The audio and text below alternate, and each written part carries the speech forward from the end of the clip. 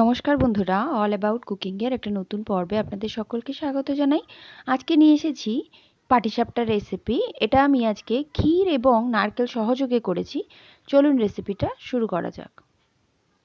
এখানে প্রথমেই 500 ml মতন দুধ বসিয়ে দিয়েছি। এটা ফুল ফ্যাট মিল্ক, আর এটা ভালো মতন করে জাল দিয়ে নিতে হবে প্রায় 10 মিনিট মতন। আঁচটাকে মিডিয়াম করে জাল দিয়ে নেব 10 মিনিট।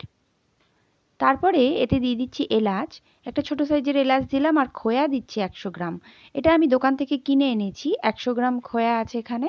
আর দিচ্ছি নারকেল, প্রায় একটা মিডিয়াম সাইজের নারকেলের অর্ধেকটা। ভালো মতন দিয়ে এটাকে মিশিয়ে এটাকে ভালো মতন ফুটিয়ে নেব আরও 10-15 মিনিট মতন। যখন এটা প্রায় শুকনো হয়ে আসবে তার আগে এতে গুড় দেব। এটা পাটালি গুড় 200 গ্রাম মতন আছে। এবার এটাকে খুব ভালো করে মিশিয়ে নিয়ে শুকনো করে নেব। খুব বেশি শুকনো প্রথমেই করব না, কারণ এটা ঠান্ডা হলে আরও শুকনো হয়ে যাবে। তাই এই পর্যায় পর্যন্ত এটাকে শুকনো করে নিয়ে বন্ধ করে নিচ্ছি। এবার একটা ব্যাটার তৈরি করে নেব। তার জন্য চালের গুঁড়ো নিয়েছি 1 কাপ, সাথে দিচ্ছি সুজি 1 কাপ। সুজিটা দেওয়ার আগে চালের গুঁড়োটাকে একটু জল দিয়ে গুলে নেব, তাতে এতে লাম্পস পড়বে না। আর চালের গুঁড়োটা এইভাবে গুলে নিলে একটু নরমও হয় তাড়াতাড়ি। সুজি দিয়ে দিচ্ছি এবার 1 কাপ, আর 1 কাপ দিচ্ছি তার সাথে ময়দা। নুন দিয়ে দিচ্ছি স্বাদ মতন, প্রায় 1/4 টিস্পুন মতন আছে। আর দিচ্ছি 100 গ্রাম মতন গুড়।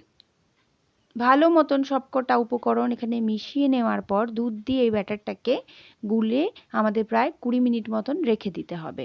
এটা অল্প অল্প করে দুধ দেবো আর মেশাতে থাকবো, না হলে একবারে যদি বেশি দুধ দিয়ে দেওয়া হয় তাহলে প্রথমেই ডেলা পেকে যেতে পারে, আর সেটা ভেঙে ফেলা বা স্মুথ করে নেওয়া খুব কষ্টকর। তাই প্রথম পর্যায়ে অল্প অল্প দুধ দিয়ে এটাকে ফেটিয়ে নিতে হবে।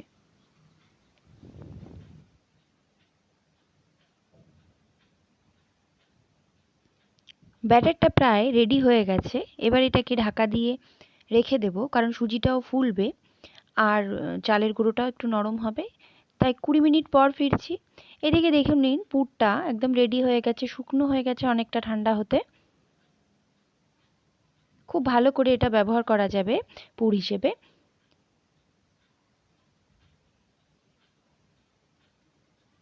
কুড়ি মিনিট পর ব্যাটারটাকে আবারও একবার একটু ফেটিয়ে নেব। তার আগে একটু দুধ দিয়ে নেব, কারণ একটু ঘন হয়ে গেছে। এর ঘনত্বটা একটু দেখে নেব। দেখুন হাতার সাথে লেগে থাকছে, একবারে বেরিয়ে আসছে না। এই পর্যায় পর্যন্ত এটাকে রেডি করে নিতে হবে। এবার শেষে এতে একটু নলেন গুড় দিয়ে দেব, প্রায় 50 ml মতন। দেওয়ার পর আবারও একবার মিশিয়ে নিয়ে এটাকে রেডি করে নেব। নলেন গুড়টা দিলে গন্ধটা খুব ভালো হয়, তাই এখানে মিশিয়েছি, আপনারা চাইলে স্কিপও করতে পারেন। এবার পাটিসাপটাগুলো গড়ে নিচ্ছি।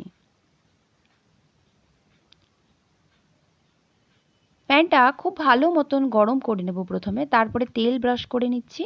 তারপরে আঁচটাকে কমিয়ে এতে 1 হাতা করে ব্যাটার দিচ্ছি। খুব বড় বড় পাটিসাপটা আমি তৈরি করছি না, মিডিয়াম সাইজের তৈরি করছি, তাই 1 হাতাই যথেষ্ট।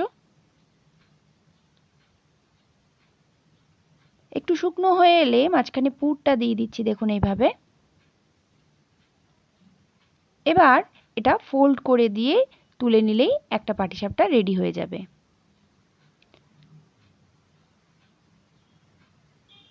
এইভাবে 3টে মিশ্রণ যদি ভালো মতন করে তৈরি করে নেওয়া যায়। এখানে আমি চালের গুঁড়ো, সুজি আর ময়দা সমপরিমাণে ব্যবহার করেছি। আপনারা চাইলে শুধু সুজি বা শুধু চালের গুঁড়ো আর ময়দা দিয়েও করতে পারেন, তবে এইভাবে সবথেকে ভালো রেজাল্ট পাওয়া যায় আমার মনে হয়। আপনারাও বাড়িতে তৈরি করে নিন এরকম পাটিসাপটা। আর এটা প্রায় শীতকাল কেন, সমস্ত সিজনেই খাওয়া যায়। আমাদের বাড়িতে এটা প্রায় সবসময়ই হয়। কেমন লাগলো আজকের আয়োজন জানাবেন, আর যদি ভালো লাগে চ্যানেলটাকে সাবস্ক্রাইব করে নিয়ে রেসিপিটাকে একটা লাইক করে দেওয়ার অনুরোধ জানাচ্ছি। ধন্যবাদ আমার রেসিপিটা দেখার জন্য।